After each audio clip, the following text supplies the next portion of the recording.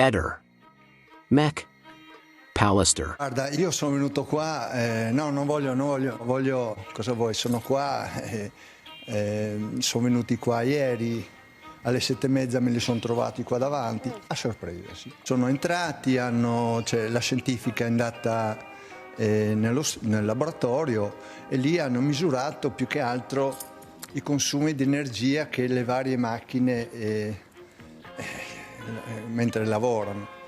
Tutto qua, dopo tutte le altre cose lasciamole così, lasciamo perdere. Adesso bisogna un po' riflettere su quello che è successo ieri. Oggi sono anche un po' così, ancora stressato. Non sto bene, ma no, non per quello, per carità. Adesso io ho un po' il tempo, un po' le cose. Devo riprendermi un attimino e niente, sono venuto qua solo per salutarvi. Io e te ne abbiamo fatti di trasmissioni. Bevi l'acqua dalla Sardegna fa sapere che tu con tutta questa pressione rischi le coronarie. Le coronarie no, perché comunque una delle cose che mi funzionano bene è il cuore. Ma come, non avevi detto che stavi quasi per morire per colpa del cuore? Più che altro faccio fatica a camminare, ho avuto un cedimento fisico veramente importante. E in tutto questo periodo, con tutte le cose che sono successe. Sono sereno, tranquillo, anche perché Alice e Paolo Bevilacqua ogni giorno mi chiamano, ci sentiamo. Anche stamattina sono andato a Gorizia a salutare perché sono in vacanza in Sardegna, e per quello anche ieri non ho voluto disturbarli quando sono arrivati qua. Ho chiamato solo Alice che poi è venuta qua e comunque si è messa a disposizione degli inquirenti. Quello che resta della macchina e della moto di Liliana è qua. Sono 3 anni e mezzo fermi sotto la pioggia, ormai è marcito tutto e purtroppo sarà da rottamare, e questa era la moto e la macchina di Liliana.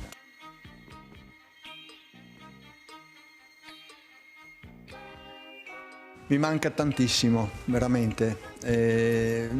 Ogni giorno penso a tutte le cose, i viaggi, le cose che abbiamo fatto, e queste cose che stanno uscendo lasciamole stare lì. Quando sarà il momento ne parleremo, dai. Secondo me la verità, in base a questa perquisizione, corrisponde al 0, qualcosa 1% della probabilità, perché doveva essere fatta 3 anni e mezzo fa e non oggi.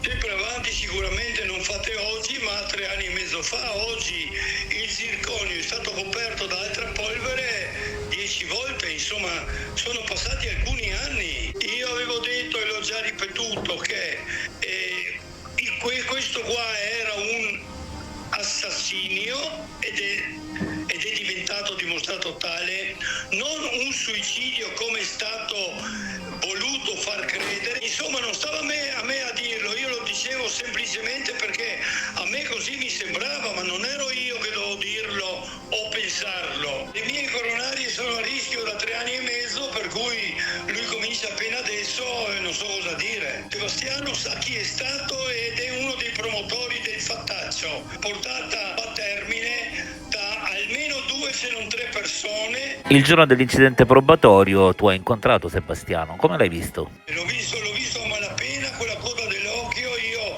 andavo per la mia strada, lui poteva esserci o non esserci, per me sarebbe stato lo stesso. Ehi, non dimenticare di iscriverti a questo canale.